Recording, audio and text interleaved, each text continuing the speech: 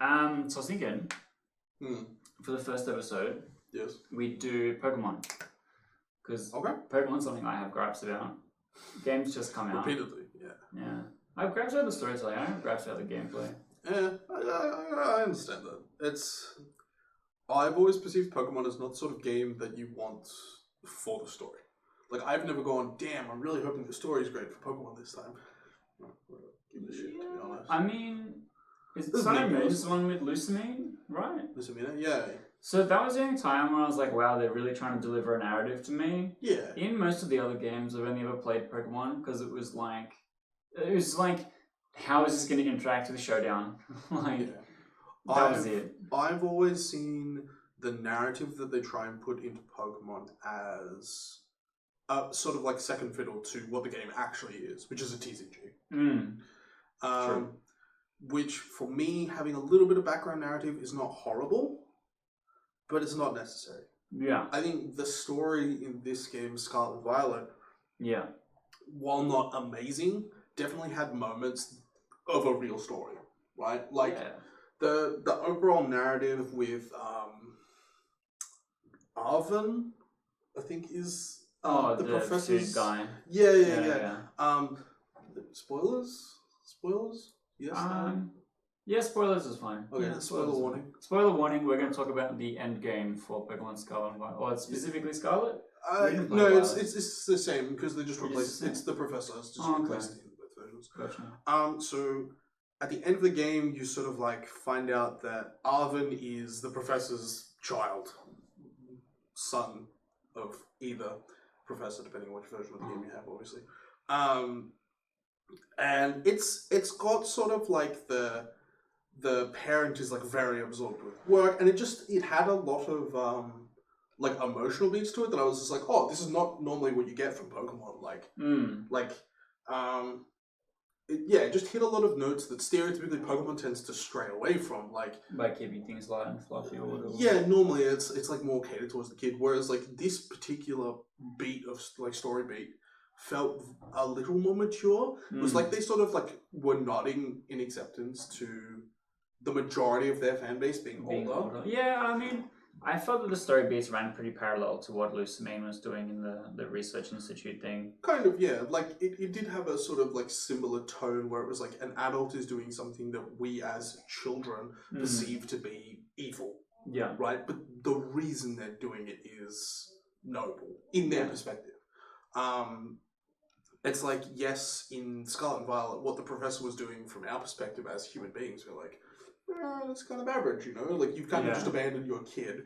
But, like, she was so absorbed with her thing, which is, like, true. A lot of people just get very absorbed with their work, and then you forget the little things. So that, for me, was, like, an uncharacteristically humanizing moment out of Pokemon.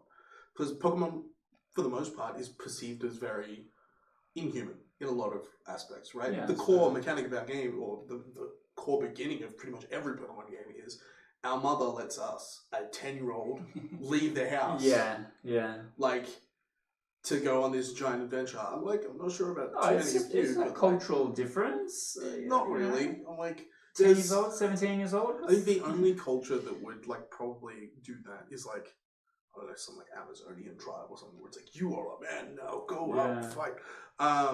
Go survive. But, like, for the majority of Western society, that's a very foreign concept. Bro, these days, you're lucky to leave the house at all. Yeah, I mean, that's true. Like, I don't know. Let alone have a pet. Yeah, true. Or 10. Yeah. Or 1,000. Or 150. 400 in this fucking game? Jesus. Yeah. Can you imagine Pokemon, but it's like a survival sim where you have to actually afford to feed every single one of the ones that you catch? Not gonna lie. Poke MMO. It's the, like, so... I don't advise you to go play this, because it's, like, you know, very, very not... Nintendo grey area. Yeah, not a Nintendo favourite spot. That game actually was, like, the first one where finance was, like, relevant. In, like, every Pokemon game I've pretty much ever played. I've never been like, damn, I don't really have enough money for Pokeballs here, yada. Yeah, it hasn't always really like, had a dynamic economy. Yeah, or I'm like, oh, I'm drowning so I don't have Pokeballs or potions or whatever. That game, I was like, oh shit! Like I actually have to budget to like be real. Like so to like. while you bring that up, and you've played more than just this. Like you've played other ROM hacks and stuff like that as well. So I've played a few. I've played most of the ones that we use. Like a lot of the competitive ones I've played touched. the Gen 3 ones. I've touched like Emerald Kaiser, and some of the other ones. But for the most part, I play a lot of like randomizer stuff. Either way. Okay. So here's my follow-up. How does fan-made Pokemon content storytelling match up against official Nintendo storytelling? So for the most part, the ROMs and stuff that I play, the story is the same. Okay. They've just like edited the gameplay for the Okay. So like Emerald Kaiser is a perfect example, right? Yeah. It's the same game, but all of the battles are turned up to 11. Yeah. Okay. The AI is much better. The team building is much better. Yeah. They have real items, real moves, real IVs, EVs, everything. Like they're like real competitive Pokemon. They are limited to the Pokemon that they have, or in some cases more. Yeah. But for the most part, the story is the same. As for Pokemon MMO, it's just the games, the ROMs that you put into it. Yeah. You have access to those stories as they are. So it's interesting that. So from a game design perspective, right, these people have picked up the existing title and gone, here's the thing that I want to change. And in the cases of the games that you've played, every single time, what they've wanted to change is the Pokemon battling aspect. The difficulty. And not the storytelling aspect. Yeah, like it does take us back to that original point of like, you don't play Pokemon for the story. Yeah. Like the story is second fiddle to the game. Like a lot of games, especially like AAA games right now, it's all about the story. You your God of War, your Elden Ring, just big right now. Yeah. The stories. That's kind of what people are there for. People are there for what happens to Kratos Part 15. Like, I don't have a problem with that. That's fine. That's what people like. But that's not what I want from Pokemon. Yeah, I mean, so there's storytelling. And then there's stuff like narrative design, which comes to like, this is what your journey looks like. This is you hitting the first gym, and this is like one thing that they had in, I think it's Sun and Moon, where it was like such and such toughed it out, so you wouldn't feel sad. Yeah, which is like you having a pseudo dialogue with your favorite Pokemon or whatever. But like at the same time, that doesn't really like having a friendship mechanic within the game is a way of personalizing your Pokemon. Yeah. So for things like I felt when I like found that mechanic, I felt like that was a Nuzlocke specific mechanic. Okay. Like that's fair.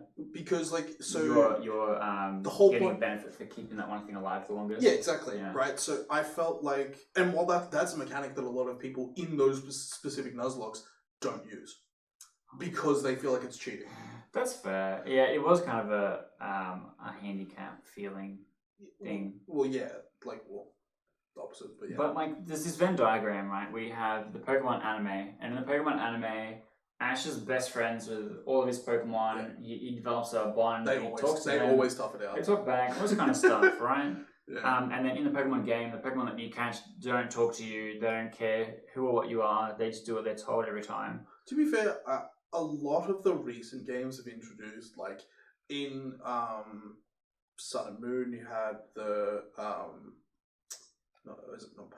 Pokepelago was a thing, but Pokeamine or something like that, where it's like at the end of a battle you had the option to like without using like potion or antidote or any sort of thing, you could like cure them of like paralysis or burn or something like that.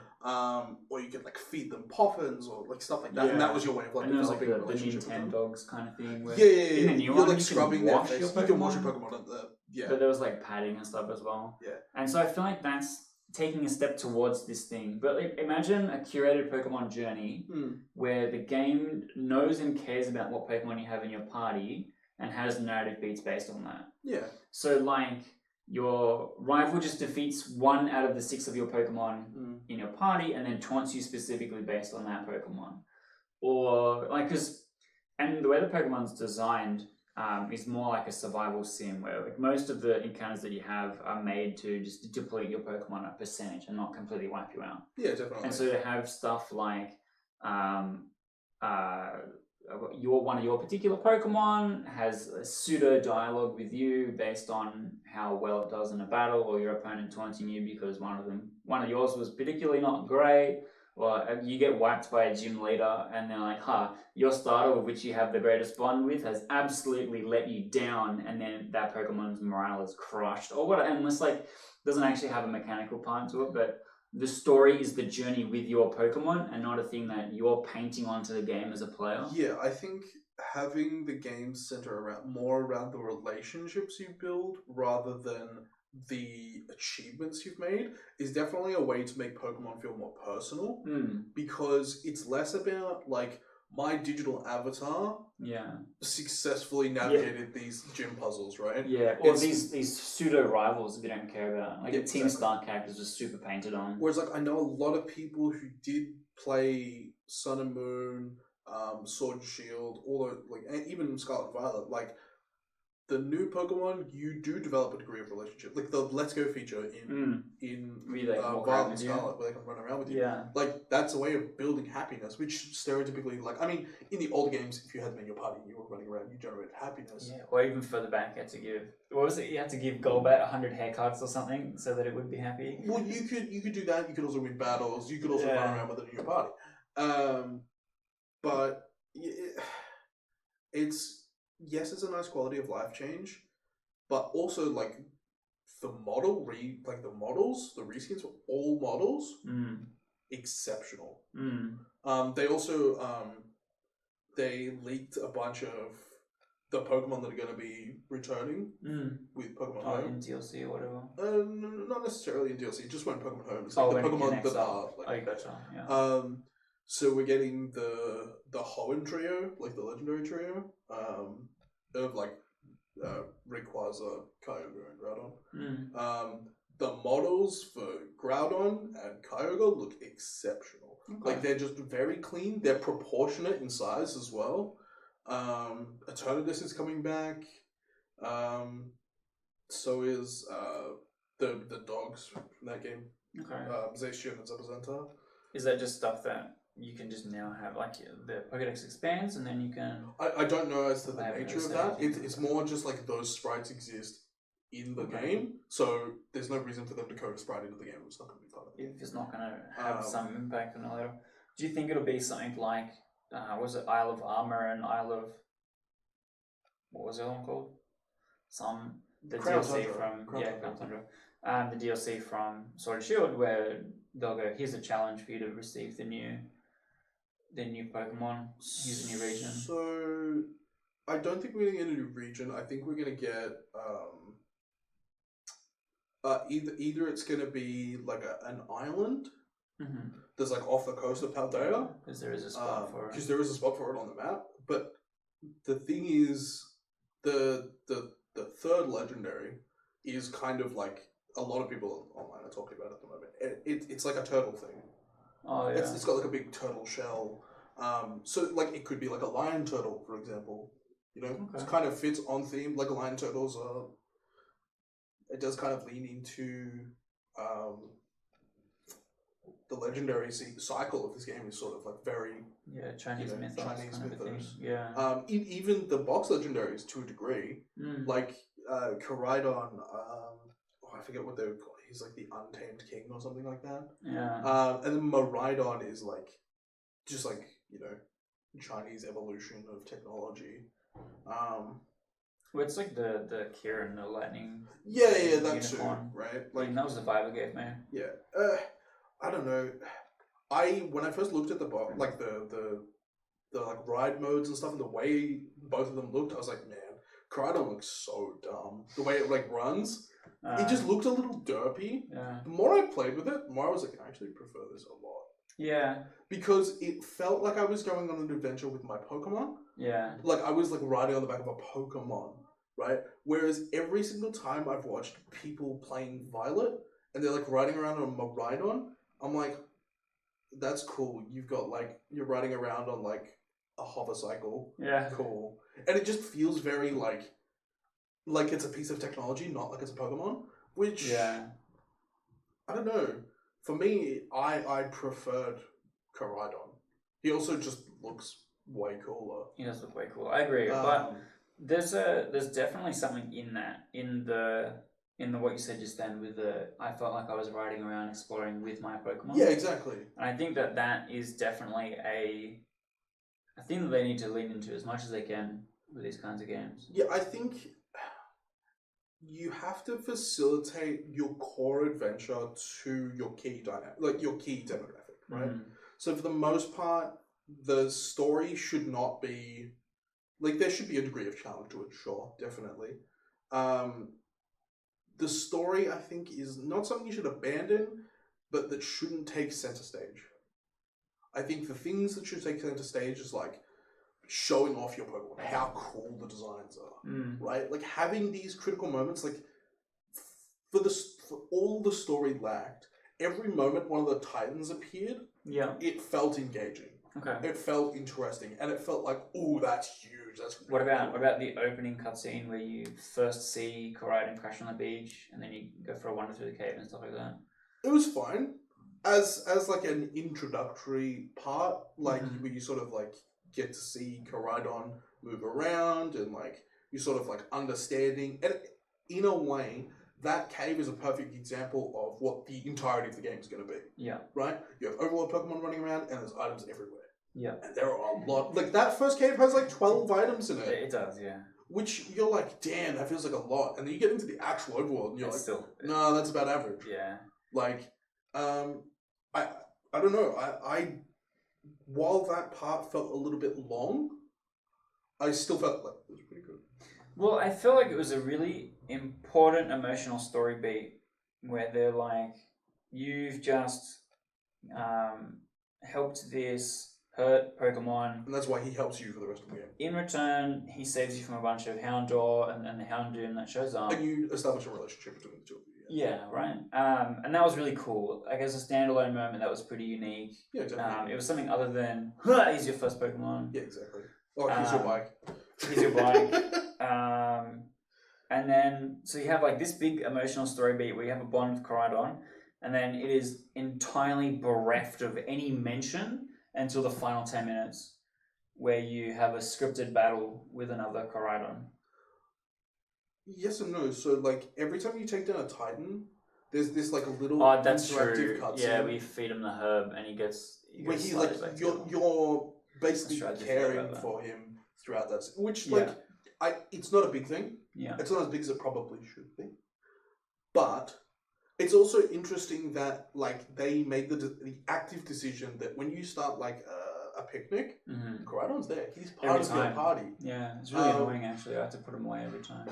I mean, it has no bearing over what happens. Oh, really? Yeah, no bearing at all. Every time I, paranoidly put him away, because I'm look, if this guy fucking touches this Ditto, I'm going to be really mad. I'm trying to breed Choppet. You can't breed it. It's a legendary. You can't breed. There's no egg type. Good. You stay in your singleton. Stay in your lane, yeah. But so that was stressing me out, man. Why? I was really specifically trying to make this pink urchin. The first time, yeah, I know, and you just find out you can. And we can't even use it. You can just mirror her, but lol. Yeah. Finding out that the Koraidon that you have is the beta of the group is very funny. Yeah. Because you're personally relatable to you. No, not really. It's more relatable to you, but you know, it's funny because you never really receive the ability to fight with him until the end of the game. Yeah, well, you don't often get the feeling of a social dynamic to other Pokemon as well. Not really. So I feel like that was kind of interesting as well. It was not only a social dynamic, but also societal difference. Yeah. And considering Pokemon don't have dialogue, the body language that they were able to do for the character model, really good. Yeah. What they were doing, the body language there was very real and very apparent. You could tell what was going on pretty pretty easily. It wasn't I don't get it. Yeah. It maybe that's just me. Some people that are less versed in body language are probably just I don't get it. But it seemed very straightforward. It was something. I actually feel like the last that whole Area Zero thing. Best part of the game by far. Absolutely best part of the game by far. The first, like the going through all the research station stuff was kind of mid. As soon as you got to the last research station, everything from that into ending credits was a banger. Yeah. My problem with the research stuff started out interesting and then it dragged on really hard because the area is actually fucking humongous and you can't just jump to the bottom. That's true. But each of the tiny story beats where you go into each one, it was just kind of like ruined the thing. It was like trying to be foreshadowing. I'm like, oh, she's dead. Spoiler alert, she's dead. Yeah, the professor is dead. She or he is dead. The fucking the character you bought the game because you were interested in them being unique to it isn't even in it. No, he's in it for 10 minutes. Well, not that. Yeah, not what you were promised. Well, I mean, it's just like, oh, okay. Yeah. So I think that was really strange. Yeah. But the storytelling in that, I feel like if I hadn't played through the story with Lusamine and how all that came together, this would have been much more impactful and felt more unique and interesting. But because a lot of it paralleled, like the Pokemon professor, researcher, whatever, pushing the limits in what they're trying to do so far that they end up endangering themselves and their child, and become a bad parent and neglect their child, and it just felt on the same rails of that same story. Also, it's like it just felt like massive balls from Nintendo to just be like, no, she's just dead. I was like, sorry, what? Which was funny because I called it early on. I'm like, oh yeah, she's dead, and this is a robot. And then, but also I had doubt. I was like, as if they'd do that. And then I was like, wow, I was right. Yeah, I know. I called it, but also had no faith in my call. Yeah. It was just, it's like, it's the first real times that Nintendo have like straight up just come out and been like, no, they're dead. Like this character is dead, like D-A-D. Right. Not like, they're missing. Yeah, and Arven has like 5 seconds of, I'm sad about this, but let's have adventures anyway. I mean, yeah. He's like, I kind of knew all along, and I'll be sad about it later. I actually enjoyed the entirety of Area Zero. Even the like navigating the different research stations. I just wish there was more of the game that was like that. Yeah, I think the first playthrough of it, where you were like, look, I have a place to be, sucked. But going back and wandering around and exploring it was 100 times better. Yeah, definitely. Because I've gone and done that and just wandered around with no purpose and just looking at nooks and crannies and finding stuff. Yeah. And that was super cool and super rewarding. Yeah. Obviously, but go to these 4 dots and then have the story suck. Sure. I feel like if in future, Game Freak will be watching this, hook a brother up. I really, really would like to see like a party Pokemon game. Yeah. Where it's you and 1 or 2 friends, not even real life friends, NPCs would do. Instead of a rival. Just have a party. Do the Pokemon story. Like, take the story of the Pokemon anime, make it a game. That'd be sick. Like, I would love to see a situation where you go into a gym, you personally haven't been able to catch a Pokemon that is really good against this gym. Hey, friendo that's in my party that has a water type Pokemon, let's go. Yeah. Like, you know what I mean? It would be cool if like you're like the classic JRPG thing where you have your main guy and then you have your party of people that you can switch in and out. And those party members have Pokemon that level up in different ways. And it could feel like they're all yours. You're able to control what moves they learn and like all that kind of stuff. Yeah.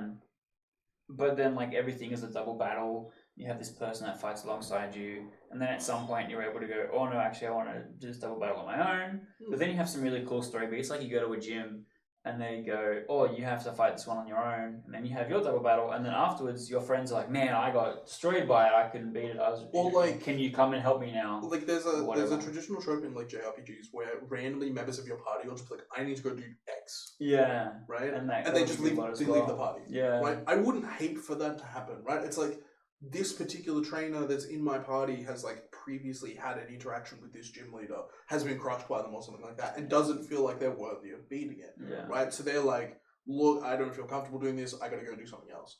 and they go like catch a new Pokemon or some shit, while you and the other party member follow this gym leader. And then like later in the story, that particular character has built their confidence, and they're like, "Hey, look, I want to go back and fight this gym leader." That provides you an avenue for reusing content and expanding more content. Well, you can have, first of all, a game that's all double battles. Yeah. Which I would love, especially because the competitive format has been doubles forever. And we've not had a game to support that very well ever. That is one of the best parts about ROMs, though. Yeah. Being able to have, what did I play? I think I played like OG Sun and Moon, exclusively double battle. Best Pokemon game I've ever played in my life, bar none. Yeah, and I think I would have the same opinion. Because I've always preferred doubles. So much of your move pool is really relevant when it's doubles or singles. Yeah. Well, there's just moves you just straight up don't use when you're playing singles. Yeah. Like in the entire fake out in singles, fake out in doubles. It's like not the same. Protect. I can't say in any playthrough of Pokemon ever that I've been like, yeah, I'll use I'm kind of a filthy toxic store leech seed playing. That's fine, but there's games where that just doesn't exist. Like yes, I definitely remember doing like Toxic Protect Mimikyu against what is that fucking legendary Pokemon? At the end of Ultra Sun. Yeah. Necrozma. I remember that. Ultra Necrozma. Yeah. That was like the biggest power spike I'd ever seen in Pokemon. Yeah. And I was like, okay. Yeah. And I remember it folding me. So I like purposefully... He came with the most degen strategy. Yeah, literally. Yeah. It was like, okay, just put Toxic on it, and then we just like mash Protect.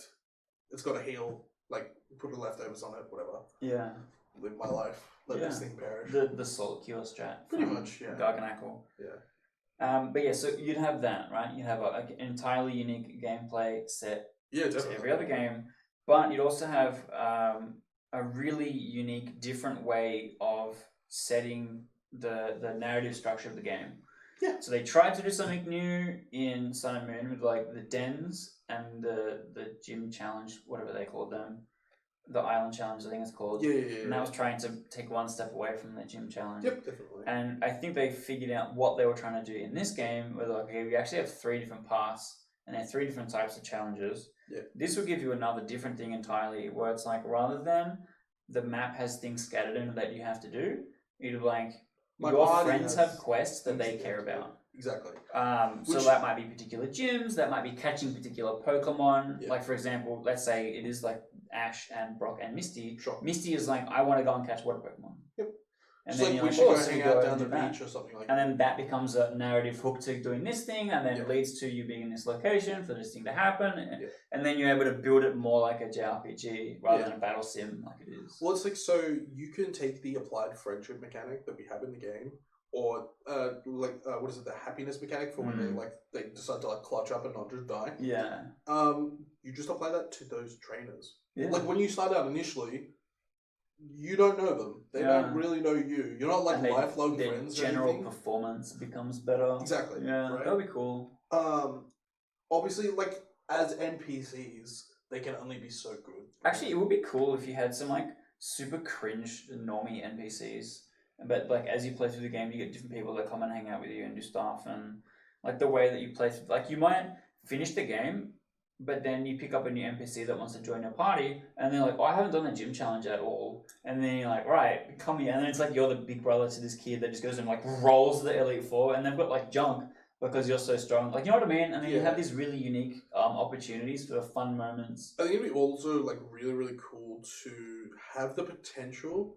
It's like if you beat a gym leader in a way that the AI for that thing perceives as like, that is the way I like didn't expect to be beaten or something like that. They're like, you know what, actually, join your party. That would be sick, man. And it's just like, oh hey, I rock up to the Elite Four with like my party of 3 or 4 or whatever. Yeah. I think 3 is probably like the best number, right? Yeah. You have yourself and 2 others. You rock up to the Elite Four with like yourself and like 2 gym leaders, and you're like, let's go. Yeah. Let's do it. And we've seen multiple times like gym leaders actively contesting Elite Four. It happens all the time. Why? That would be a totally cool story moment. Yeah. Or you have your going back to the anime, you have Gary the villain. The Sure. entire time he's dogging you, he's giving you grief. Yeah. You go and beat all this stuff. He becomes a companion. He's like, actually, you are actually kind of cool. I can't be mad at you. You beat Billy 4, you beat everyone, you beat me. Not even that. Maybe we can be not friends. even that. He's like, I want to beat you. I want to be better than you. And the only way I get to be better than you is by learning from you. Yeah. Like, that would be sick. It's like his motivation for joining the party is not good. Yeah. Like, he is literally joining me to beat me. And I'm like, that's fine. You can be there. But then we get to come back to that happiness mechanic. When his happiness mechanic hits maximum, he goes, now I'm going to battle you. Yeah. Just wherever you are, I'm going to battle you right now. I'm ready. And that's I'm ready to beat you. Instead of having, like, trainer experience, you have, like, these, like, happiness thresholds. Or whatever. Yeah, which it's like when you hit, like, a certain threshold, you trigger, like, an event. Yeah. Where you have to, like, you take them to a certain gym or a certain restaurant or a certain location in the map. It's like a date. Well, like, sort of. Like, if you look at, like, JRPGs with that, they have a lot of those sort of mechanics. Yeah. I don't know. It just seems like I do also like the idea of that's it. Right here, in this restaurant that this, like, Nimona battles you on, like, a walkway. Yeah. Randomly in one of the things. And, like, when there's a field right next, like, there's a field, there's a walkway, there's the gym, and she goes, I'm going to battle you right now. I thought that was really funny. It was like, you could have taken a step it was immediately outside the normal type gym. Yeah. And it's like, the champion is there as well. And she's like, let's battle. And I'm like, you just, like, step off the path just in case someone wants to walk through. And she's like, imagine now. Gary's like, his Pokemon hits a certain level or something like that. And he's like, I'm ready. We're going to fight right now. And you're like at home. You've just come back to visit Mom after telling you that you've... You're like asleep in bed. You're like asleep in bed. He comes out of the guest room and he's like, that's it. Let's go. he rolls over from being Big Spoon. Yeah. He's like, it's time. He's like, it's time to duel, baby. Like, lightly caresses your hair. Yeah. But yeah, I think that it's like the hair over the ear. Yeah. Time to die. Yeah.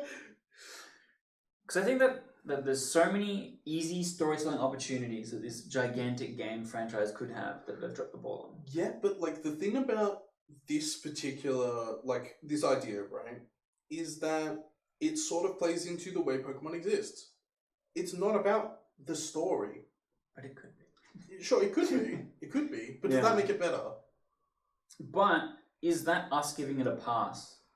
No. Because you and I are both really into the nitty-gritty specific gameplay of it. Sure, definitely. But there's lots of other people that have played this game and go, I played this game because I fell in love with this. Everyone has one favorite Pokemon. Their game. And they go, I go and I catch this Pokemon and I build a bond with it. I beat the game with it, or like I beat Sword and Shield.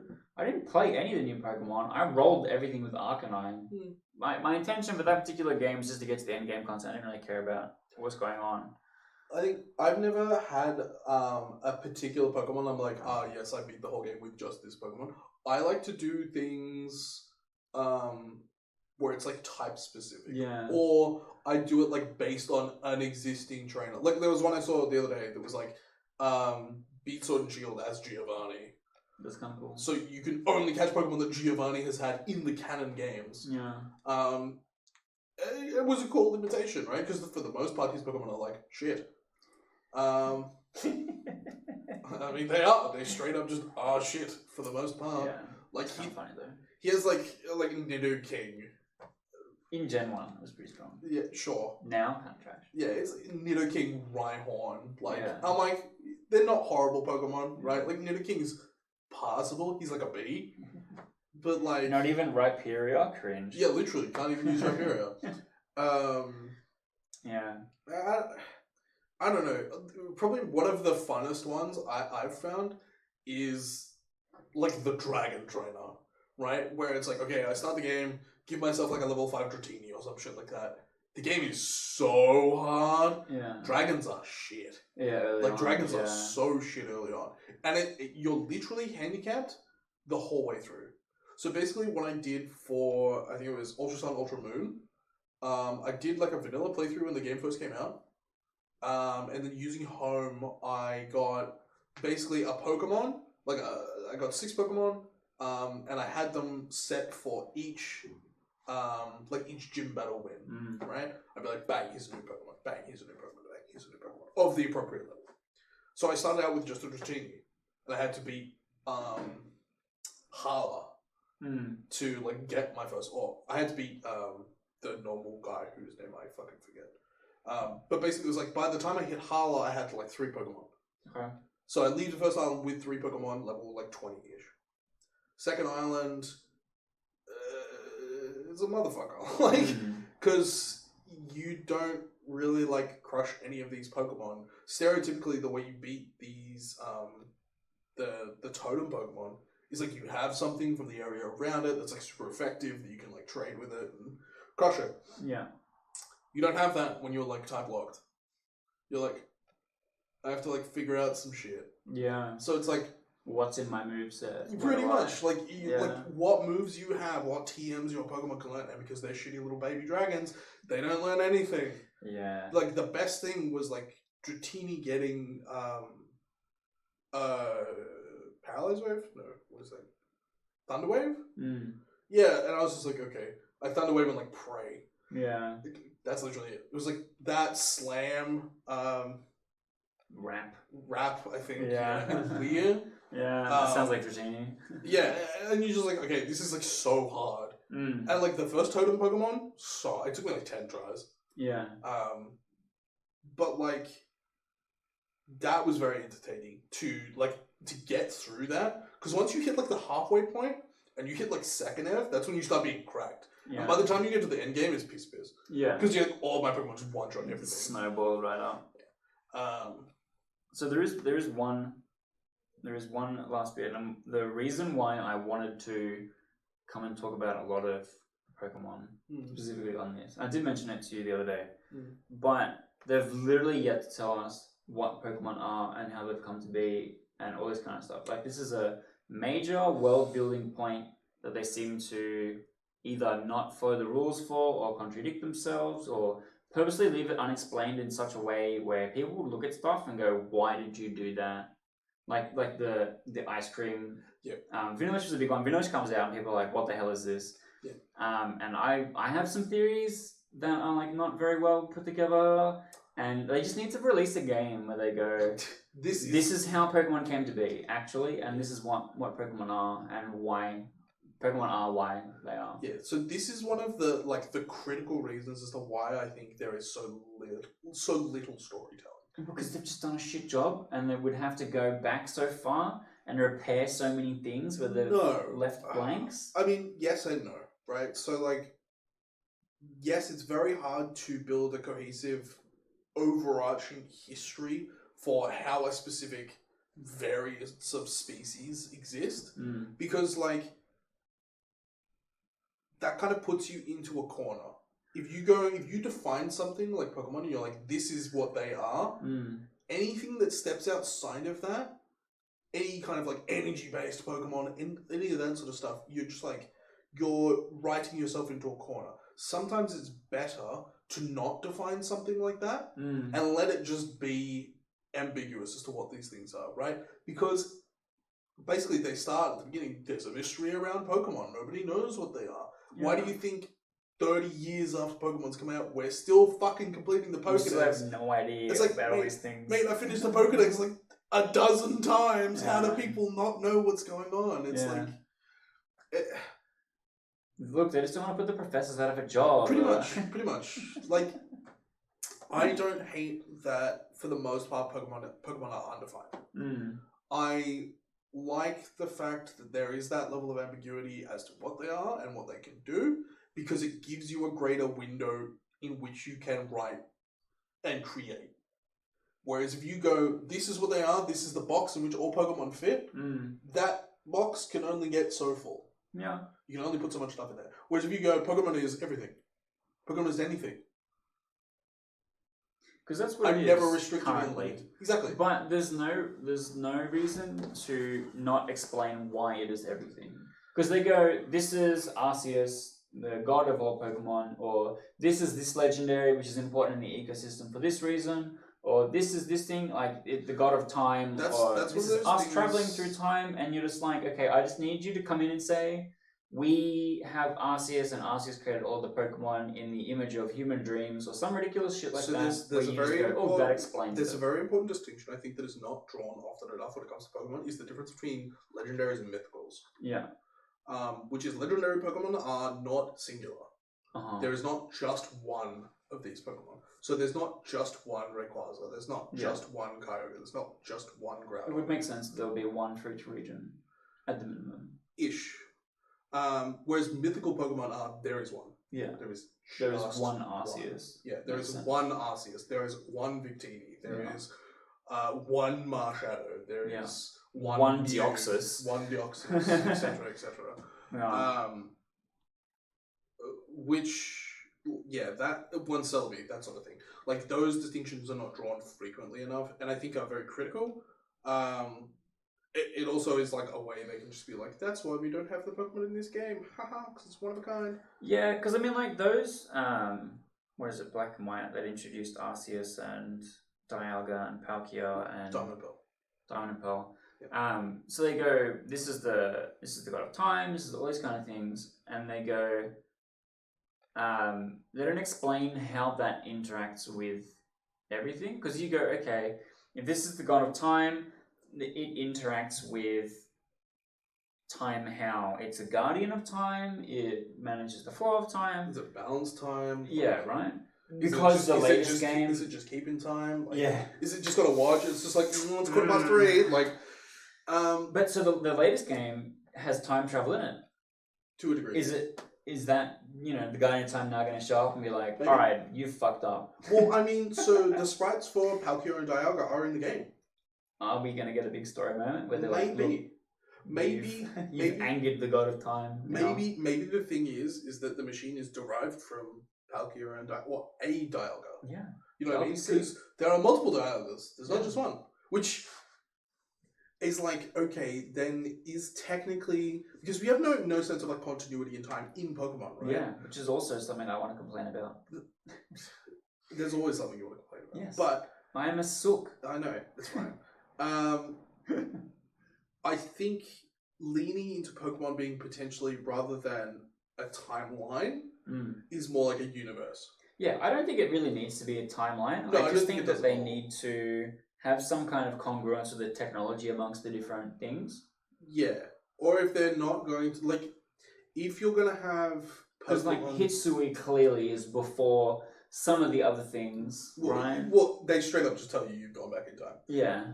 Like, that's the first thing that happens in the game. It's just like, you fell through a wormhole back in time. And but, like, Gen 2 feels like it's before Gen 1.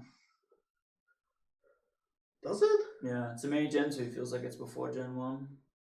I know that's like a really radical take, but stuff like the Slowpoke tail, they would like put a big emphasis on whether or not they're eating Pokemon and stuff like that. It really felt like, because Gen 1 didn't cover a lot of those things, they kind of moved beyond that. Yeah, I mean... Gen 2 also had a lot more of a nature element as well. That Gen 1 kind of didn't. Gen 2 was like that was my first real like in-depth playing of Pokemon. Yeah. That's when I started like really getting into the game. Okay.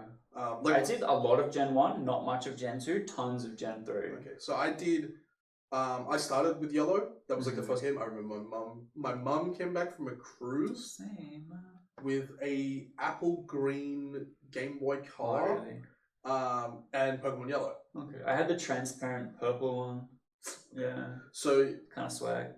Flexing on every other 30-year-old on the planet right now. I actually still have that Game Boy Color somewhere. Yeah. Actually, my sister has it. I left mine with Aaron, so it's probably been thrown in the bin. Probably. Yeah, I still have that Game Boy. It still works, and I still have like all my original games as well and all that sort of shit. And I have no desire to go back and play them. That's fair. To be fair, I did get the... Well, yeah, without speed up on emulator. No. So I actually bought Pokemon Crystal Oh, that's right. I meant on the DS. On the DS. Yeah, I remember you playing through that. And like, real good. Mm. Real good. Considering that was like the version I never played. I played Silver. That was the version I played. And then I was like, okay, I haven't really played Crystal before. And it's pretty good. Like, Crystal's pretty decent game. I feel like that interconnection, obviously this is something that 1,000 million people have talked about before. Yeah. Having 2 regions in one game is It's insane. Yeah. Really, really good. But one day we'll get there. I don't think we should. Where we'll just have an open world with everything in it. No, I don't think that should ever be the case. Because like, while I get a lot of people want it, the reality is, you get to that point, where do you go from there? Well, you just keep adding new things to the same game. It becomes a live service game. Yes, but the thing is then you're limited, right? You can't update sprites. Or if you do, you have to update the sprites for every single Pokemon, which is a massive fucking hassle. Well, I mean, you do what League of Legends does, where they have favorites and they have stuff that's just completely ignored, and people don't care that much. I mean, you say that, but for Pokemon it's different. Probably. Because you're going to have people that are going to... Every Pokemon is someone's favorite. Exactly. Yeah, we're out of that. But yeah.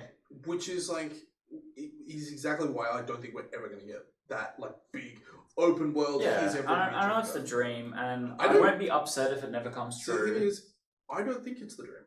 I actively do not want it to happen because I feel like I suppose it's not Game Freak anymore, it's Nintendo. I feel like if Nintendo ever does it, they go out of their way to make that. They're just like, no Pokemon for 10 years. Yeah. They just go, continue to that's our that game, one thing. Yeah. Right? Which is fine, but the thing that keeps Pokemon good is content.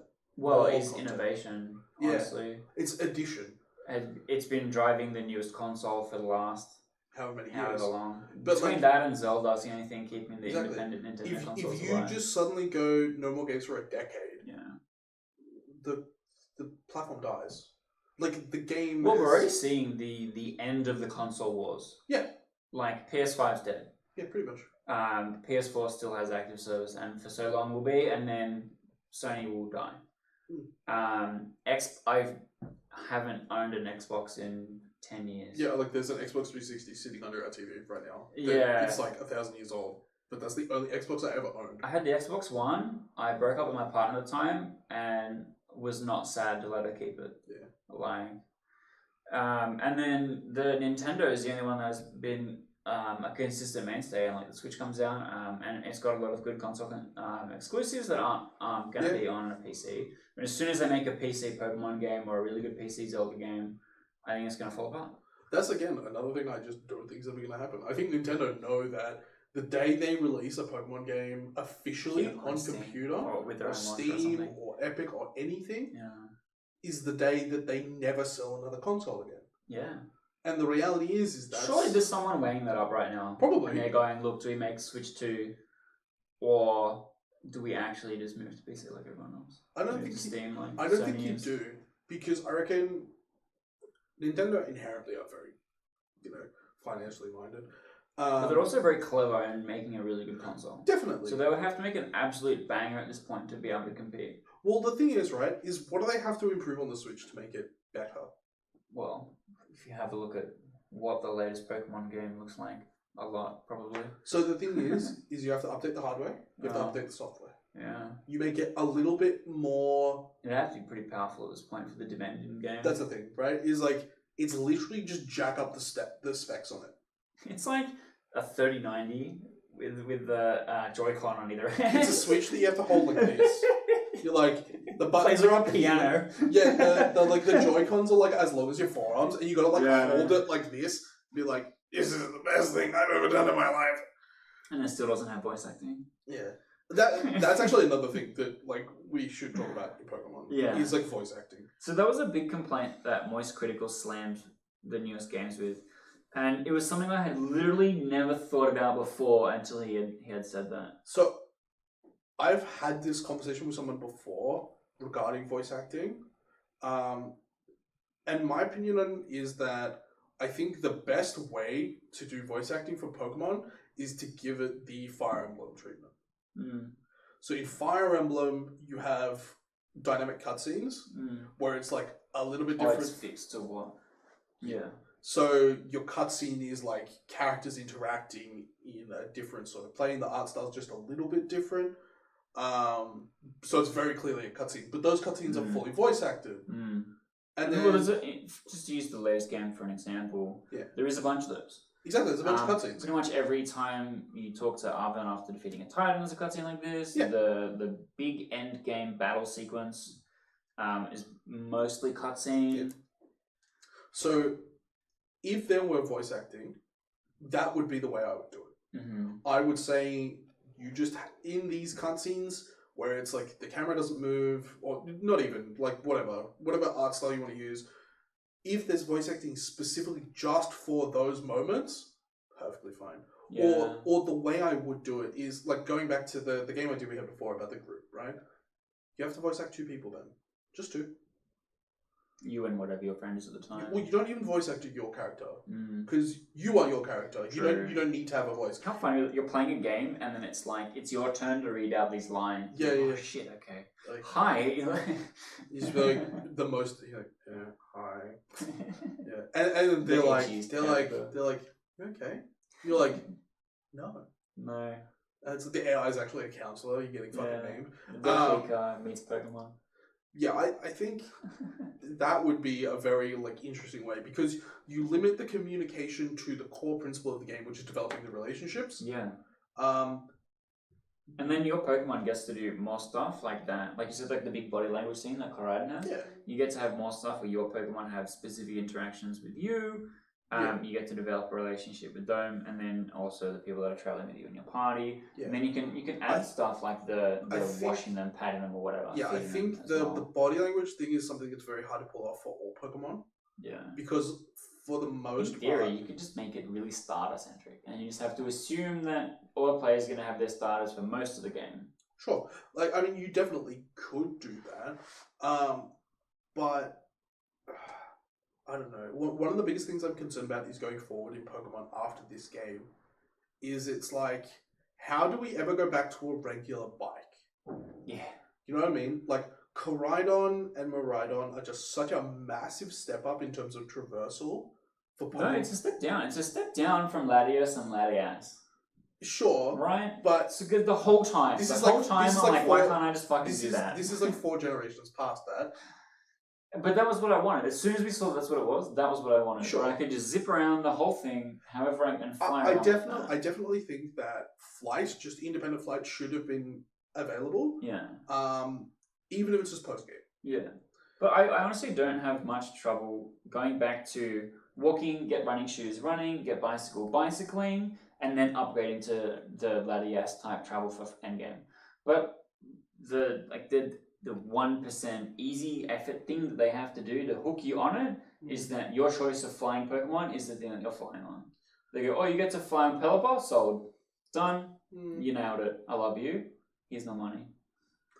Yeah, the issue with that is, it's a number of things. Is you have to limit how many flying Pokemon that you can choose from. Yeah. To 4. Well, you don't. They could put effort into the game for a change. So you have to sculpt multiple frames of this in a position where, it also has to be size dependent on your avatar. Well, in theory, they do it the same way that they customize your character. You have your character's frame, and they put the clothes on it in the same way. It's the same thing. But the thing is that the different shapes of the different Pokemon mean that the frame that you put it on is different every single time. Well, no, you like the same skeleton, but...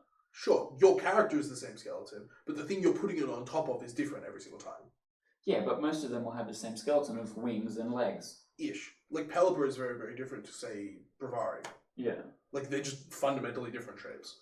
And then you've got, any of the Dragon-type Pokemon, which are, again, fundamentally far different. Yeah. And it's... Where do you sit on a Dragonite that's flying? Exactly.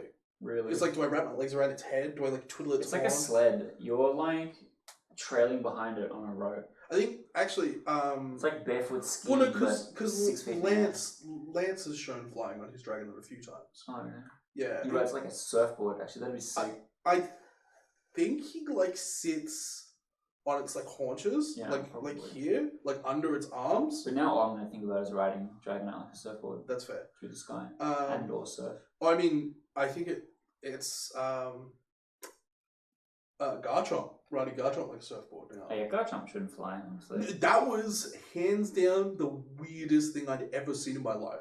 I didn't know. It randomly gliding through the air. It just looks so weird. Yeah. So, for reference, what we're talking about is in Scarlet and Violet, around the crater in the middle of Paldea, you can get up onto like this mountainous edge that just like looks down into the abyss.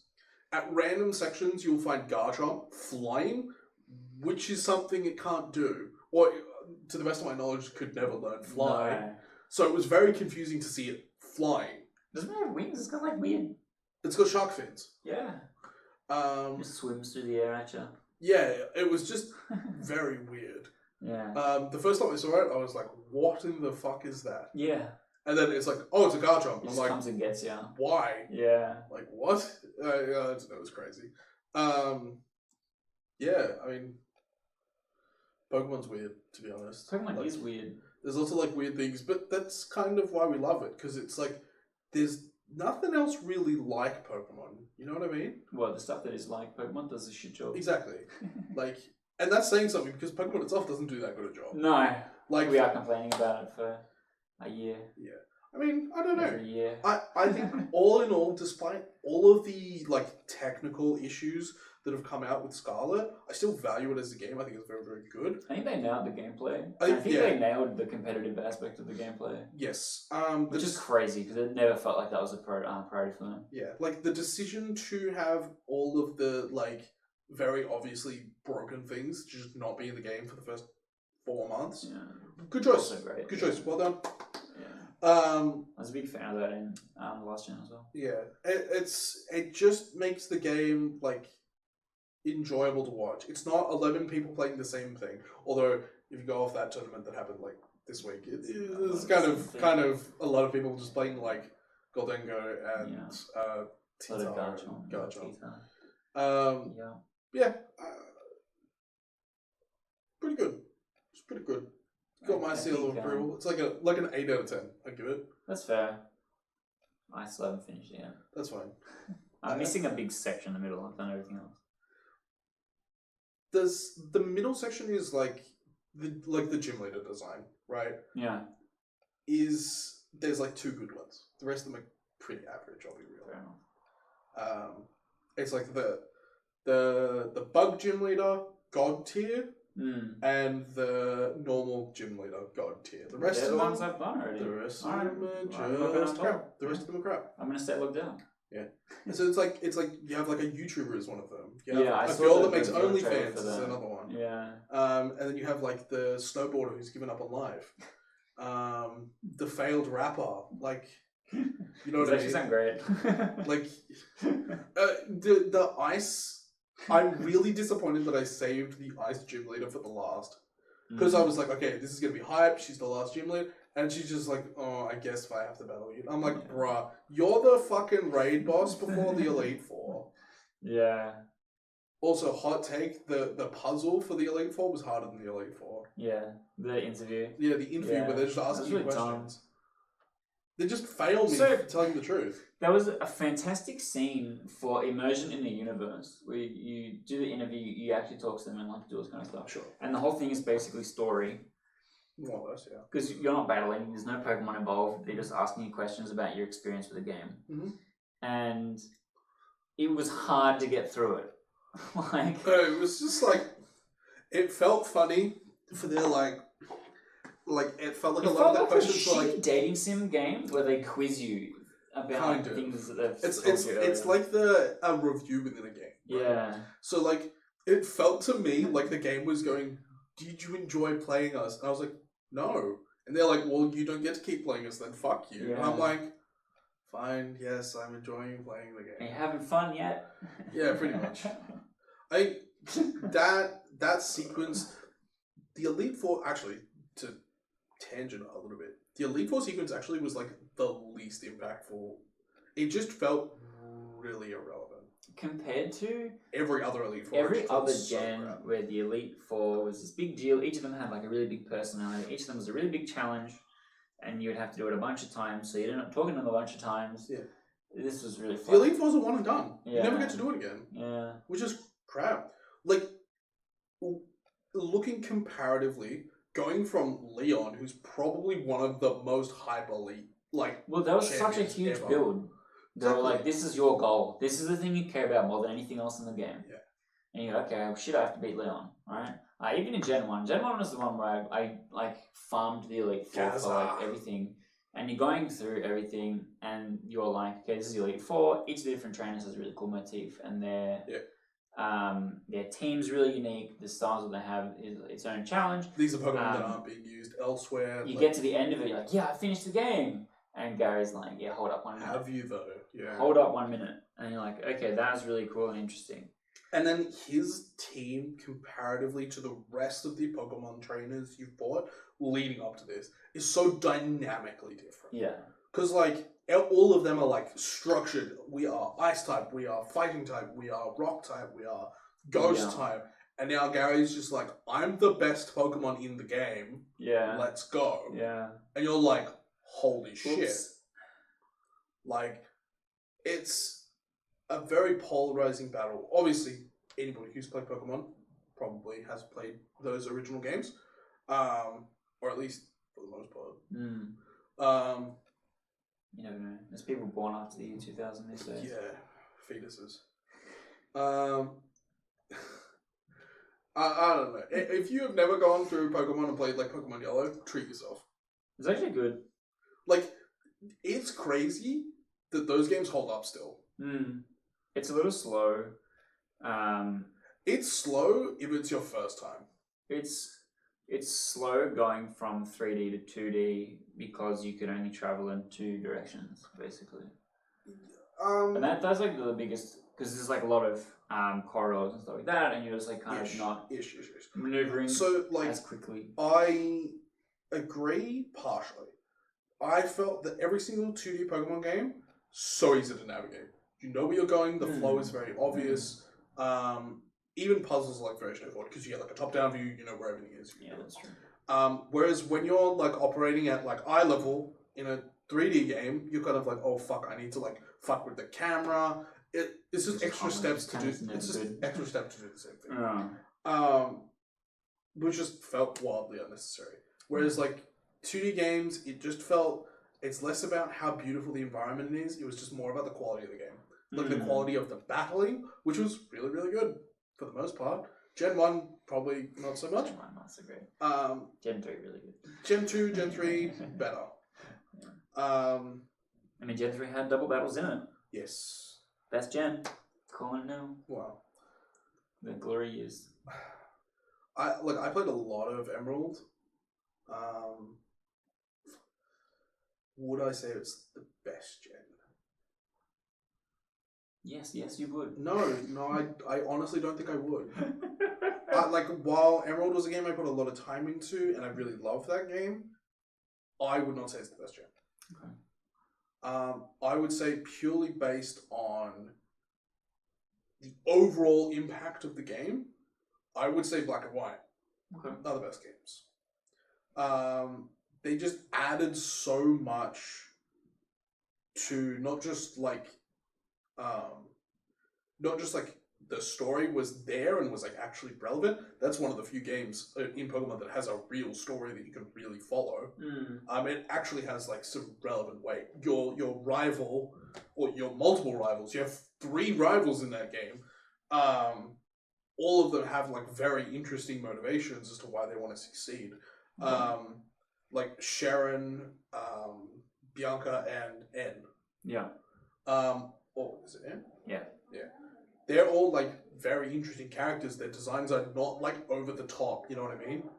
Like Sharon is he's the actually, and Bianca's sort of like the caring friend. Yeah, me actually.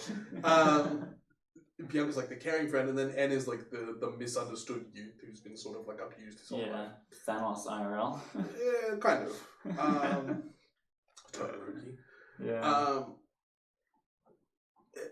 They were just interesting and engaging characters who I actually cared about what happened to them. Whereas like a lot of other games in Pokemon, I don't give a fuck about this. Like Hop in Sun and Moon, I was just like, please leave me alone. Yeah. If this character disappeared an hour into the game and never came up again, I would not be sad. Yeah. Same with Lily. Like, I just didn't care about what happened to Lily. I cared about what happened to Lily. I cared what happened to Cosmog. True. I didn't care what happened to Lily. Yeah, that's fair. I was like, more about Cosmog. To be honest, I cared more about what happened to her brother than what happened to her. Like, he as a rival was very interesting and engaging. Because he was like, you know, searching for validation. And I was like, I get that. I feel that. Yeah, I don't know. It's for the most part, it feels like that game, Black and White, was very, very good. It also just added a new level of competition to the game. It made the game. It just gave the game an extra level of complexity that previous generations had. The game itself was actually very challenging. It's still widely touted as one of the hardest Pokemon games that exist. Yeah. Same with Black and White 2. Like, it's not often that we get games in Pokemon that are sequels, let alone direct sequels. Yeah. That improve on the game. Like, I played a lot of like Alpha Sapphire, right? Do I think it was better than the original? In some ways, yes. In other ways, no. Yeah. Mega Evolution is really cool, but like, yeah, I don't know. It's hard to quantify what makes a Pokemon game great. True. And it's hard to quantify what makes each of them are the very, very best different. Pokemon game. Each of them is so different that you could think a whole different studio made each one. Yeah, I mean, yeah, you could. What do you think is the best gimmick in all of Pokemon history? The best gimmick? Contests. No. Like, you mean like Mega Dino? Yeah, Mega Dynamax, Terastallize, Z moves, etc. I try to just give you the most flathead take in contests. Yeah, I mean, that's off the elbow. To be honest, I didn't hate contests. Contests were fun, but the first time I did it was really great, and every time afterwards I didn't care. I remember doing them to what was it, to get more of the berries so I could evolve Phoebus. Yeah, that's fair. So best gimmick is really tough. Just in your opinion, it doesn't have to be truly the best one. Yeah. Like, it's just like, which one do you personally, you're like, I like this one the most?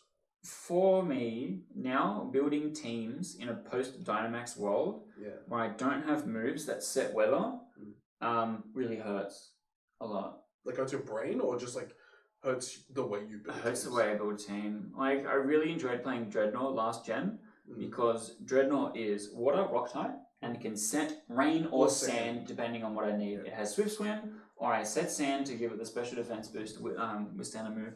And it was like so amazing being able to build around controlling the weather with any Pokemon like that. And then coming to now where it's like empty, and there's no moves except Chilly Reception that set weather like that, and it's like, that's really tough. And that's just like coming off a new competitive season. Yeah. I did really like Mega at the time, but looking back on it, it's kind of shitty. So I don't know, like maybe Dynamax actually was peak. My opinion is that Mega and Dynamax basically are the same thing. For the most part, they're the same thing. And like Dynamax is just like a better Z move, really. Well, yeah, that's the thing, is Dynamax is like Z moves and Mega's fused, right? Every single one of your moves is functionally a Z move. Yeah. Because the problem with Z moves and Megas that I didn't like is that you had to hold an item for it. Yeah. Like, you have to commit for it. Yeah. Which is not horrible, but like, given the power of them in those situations, it felt very warranted. I like how Terra has reined that back a little bit, but also the typing mathematics is like super interesting to me. Yeah. So I'm gonna do the cop out answer and just say I think Terra typing is the best gimmick so far. Yeah. I like that. So when you look at Dynamax, it was almost exclusively offensive. Yeah. Right? Same with Mega. Yeah. Almost exclusively is correct. There's a few really good gimmick strategies. Sure. There's a few very fringe strategies that make it. But like, you could say the same for every single gimmick that is ever existed. It's like, yes, there is fringe Z moves that were really, really good defensively. But for the most part, if you look at 90% of battles played, it's an offensive mechanic. Whereas, like, I feel like that gap between defensive and offensive terror typing is much closer. I think it's like 60-40 or 70-30. At very least, it's 70-30. Which it adds a very unique dynamic because it doesn't inherently make your Pokemon any stronger, right? In the defensive capability, right? It doesn't necessarily make your Pokemon stronger. It doesn't boost your stats. It doesn't increase your defense, except like situational. Every single time, it just solves a very specific problem. Exactly.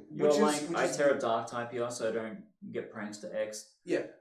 Which is like I Terra into this. Which is why I think it is the best gimmick. Yeah. Is because it doesn't inherently just be like, bang, my thing's suddenly overpowered. Yeah. It's like my thing is like 10% better. It's also really expressive. Yeah. Like the Hydreigon becoming poison Terra type is like, this is really good because it already has Levitate and blah blah blah blah. Yeah. You know, like or it's like bang, it becomes Steel type, so I can like kill fairies specifically. Yeah. Which is stereotypically something that hunts fucking dragons. Yeah. It's just a very open mechanic that because it's not just like I Terra defense, like I Dynamax, my guy gets bigger and like does the same thing. You know what I mean? Dynamaxing on pretty much any Pokemon does the same thing. You make it a big threat. Yeah. Whereas terroring something doesn't necessarily make it a big threat. It might already be a big threat, and it just makes it a hard to kill big threat. It's just I think it's a very well done mechanic. Being able to pick, I think the worst part about it is how expensive it is to change it. Yeah. Like 50 seems like a lot of shards, considering it's like you get, was it like between 3 and 5 for like a 5-star raid? Drop, yeah. So it's like to change a Pokemon's Terra type, I have to do 10 5-star raids, and that might not be enough. Mm. And you only get like 4 a day. Yeah. So it's like, it is a big hassle. And you're not guaranteed to get all of them. So I'm like spending multiple days or resetting the clock just to get the Terra typing that I want. So from a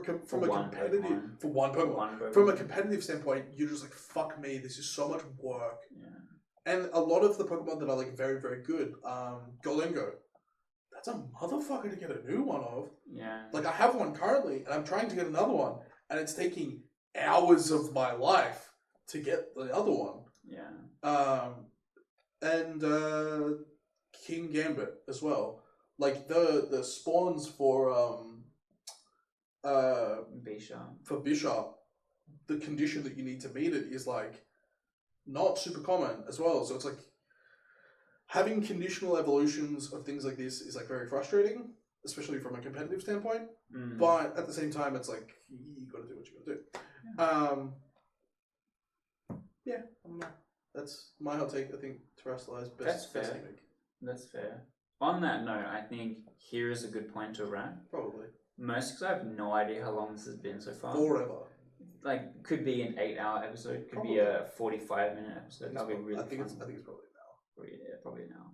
Which means it's a good time. Yeah, good time to wrap. Good time to wrap it up. And it's also a good time to hit that like and subscribe button, please. We put a lot of effort into this on our couch at home in my pajamas.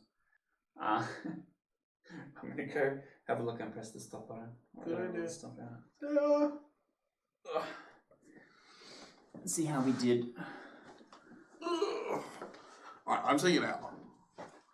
That's my professional bet. I think it was actually way longer than that.